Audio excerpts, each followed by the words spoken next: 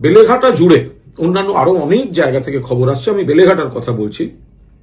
অতি উৎসাহী বিজেপি কর্মীদের লাগাম ছাড়া সন্ত্রাসের খবর আসছে।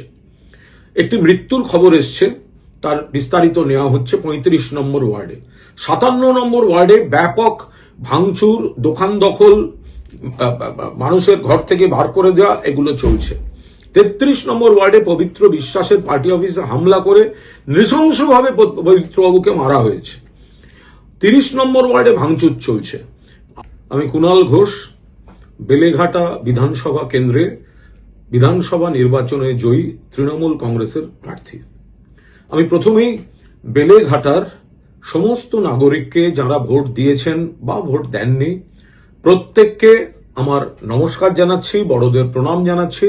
আপনারা আমাকে তৃণমূলের প্রার্থী হিসেবে গ্রহণ করেছেন এবং এলাকার বিধায়ক হিসেবে বিধানসভায় পাঠিয়েছেন। আমি নিশ্চিত যে আমি তৃণমূল পরিবারের তাদের সদস্যদের, তৃণমূল যারা করেন সংগঠন, গণসংগঠন, প্রকৃত কর্মী, বুথ কর্মী, আমি নিশ্চিতভাবে তাদের পাশে থাকব।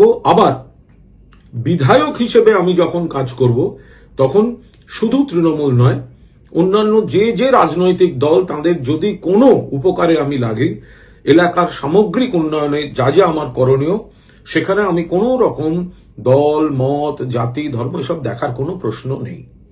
আমি নিশ্চিতভাবে তৃণমূল কংগ্রেসের সৈনিক ছিলাম, আছি, থাকব। রাজ্যে যে সরকার এসছেন তাতে তারা যদি ভালো কাজ করেন, তাতে একজন গঠনমূলক বিরোধীর ভূমিকায় থেকে নিশ্চিতভাবে সেখানে আমরা সহযোগিতা করব।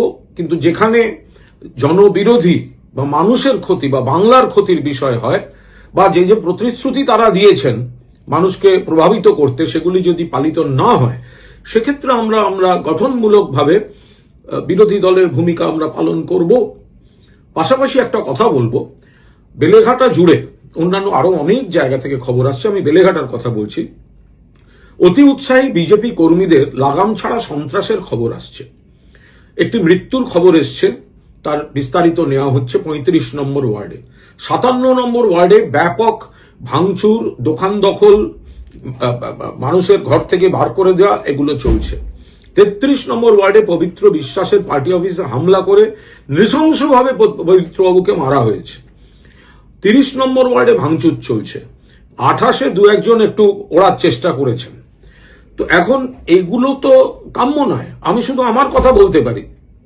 ২১ সালে নিজেদের বাড়াবাড়ির জন্য যে বিজেপি কর্মীরা দু একজন অন্য কেন্দ্রে, বেলেঘাটাও নয়, অন্য আরেকটি কেন্দ্রে ঘর ছাড়া ছিল এবং আমার কাছে এসেছিল, আমি কুণাল ঘোষ নিজে তার এলাকায় নিয়ে গিয়ে পুলিশকে বলে, তাদের এলাকায় গিয়ে বাড়িতে ঢুকিয়ে দিয়ে তৃণমূলের বাকিদের বলে এসেছিলাম কোন রকম যেন ডিস্টারবেন্স নয়। আর তিনিও বলেছিলেন বিজেপি কর্মী, আমি একটু অতি উৎসাহী হয়ে উঠেছিলাম, আমারও অতটা করা ঠিক হয়নি, সবাইকে তো একসঙ্গে থাকতে হয়।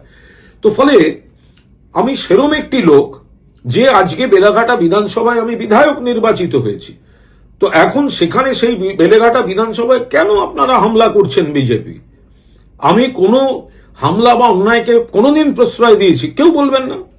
অন্য দলের যারা যখন আসছেন তাদের সহযোগিতা করে, তাহলে আমাদের কর্মী, পার্টি অফিস, সংগঠক, এখন আপনারা জিতেছেন, নিশ্চয়ই জিতেছেন, সেই জেতা নিয়ে রাজনৈতিক যে বিতর্ক আছে বা পার্টির অভিযোগ আছে সেটা আলাদা পার্ট। আপনারা দেখছেন আপনারা জিতেছেন, তার মানে এই নয় যে যে কেন্দ্রে আপনারা হেরেছেন সেখানে গিয়ে আপনারা এই হামলাগুলি করবেন। আমি আপনাদের অনুরোধ করছি যে দেখুন, একদিনের ব্যাপার নয় রাজনীতিটা, একটা ভোটেরও ব্যাপার নয়। তো আসুন সবাই মিলে করি। মানুষ আমাকে সুযোগ দিয়েছেন, আমি জিতেছি। কাল যারা গন্ডগোল করছিলেন আমার কাউন্টিং এর ওখানে, সে বিস্তারিত যাচ্ছি না, তারাও শেষে করমর্দন করে বলে গেলেন দিনের শেষে আপনি বিধায়ক, আমাদের সব যোগাযোগ থাকবে।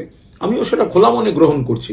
কিন্তু এইভাবে বেলেঘাটার বিভিন্ন কেন্দ্রে, ওয়ার্ডে যে হামলা, একটি প্রাণহানির ঘটনাও ঘটে গিয়েছে, তার বিস্তারিত পুলিশ জানাবে। আর আমি তার সমস্ত জায়গাটা যোগাযোগ রাখছি।